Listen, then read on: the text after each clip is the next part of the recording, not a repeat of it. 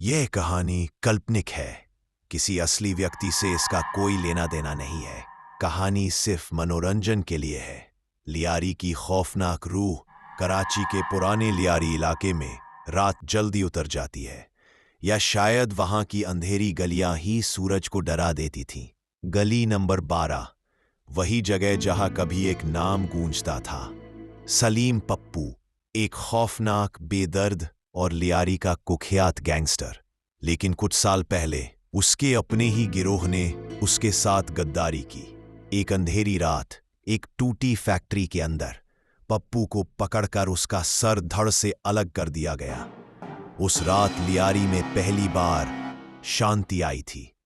लोगों ने राहत की सांस ली, पर जल्द ही उन्हें पता चल गया कि गैंगस्टर से छुटकारा मिल सकता है, उसकी रूह से नहीं। गली में रहने वाली बुजुर्ग औरतें अक्सर बताती थी कि रात 2 बजे के बाद कोई भारी जंजीर घसीटने की आवाज आती है। कभी कभी हवा में एक कराह सुनाई देती, मेरा सर वापस दो।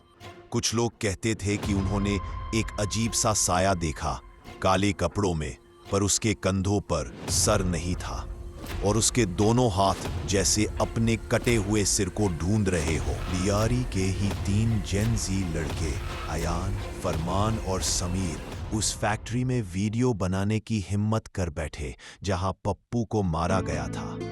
अयान बोला, भाई धांसू कंटेंट बनेगा, लियारी का सरकटा पप्पू चैलेंज। समीर हंस पड़ा, अरे भाई, ऐसी कहानियां बकवास होती है। लेकिन जैसे ही वे फैक्ट्री में घुसे, हवा ठंडी हो गई, भारी सन्नाटा, और अचानक थक थक थक, जैसे कोई बिना सिर वाला आदमी अपने कदम घसीट रहा हो।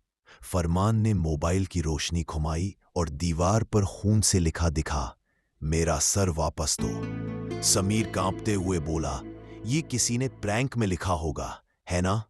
लेकिन तभी उनका कैमरा अपने आप ऑन हो गया। स्क्रीन पर एक काला साया, बिना सिर का। अचानक फैक्ट्री का बड़ा शटर जोर से बंद हो गया। चारों तरफ अंधेरा, हवा में मिट्टी और खून की गंध, और फिर जंजीरों की घसीटने की आवाज। छत से धूल गिरने लगी और सामने अंधेरे में से वो आकृति बाहर आई। कदम धीमे, भारी, हाथों में खून की बूंदें, कंधे से ऊपर सिर्फ कटे हुए मांस का काला धुआं उठता हुआ। सलीम पप्पू की रूह, सरकटा पप्पू। उसकी बिना सिर की गर्दन से कराहती हुई आवाज निकली, तुम मेरे सर का मजाक उड़ाते हो। अयान डर से गिर पड़ा। समीर जड़ हो गया। फरमान पीछे हटते हुए बोला, हमसे गलती हुई, हमें जाने दो। लेकिन रूह शांत नहीं हुई। उसने अपना हाथ उठाया और तीनों को लगा जैसे किसी ने उनके गले दबा दिए हो। जमीन पर पड़ी पुरानी लोहे की टेबल हिलने लगी और उसके ऊपर एक जंग लगा थैला दिखा। थैले में किसी का सड़ा हुआ सिर।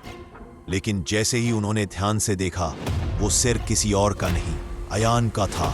उसी पल उनकी चीखें लियारी की सुनसान रात को चीर गई। सुबह फैक्ट्री में पुलिस पहुंची। तीनों लड़के बेहोश मिले, पर उनकी गर्दनों पर नीले निशान थे, जैसे किसी ने जोर से पकड़कर घसीटा हो। और दीवार पर लिखा था, मेरा सर जहां गिरा था वही भटकूंगा, सरकटा पप्पू कभी चैन से नहीं सोएगा। उस दिन के बाद से आज तक लियारी के लोग रात 2 बजे गली नंबर 12 से नहीं गुजरते। कहते हैं कि उस फैक्ट्री से अब भी एक भारी आवाज आती है, थक थक थक, और सरकटा पप्पू की कराह, मेरा सर वापस दो।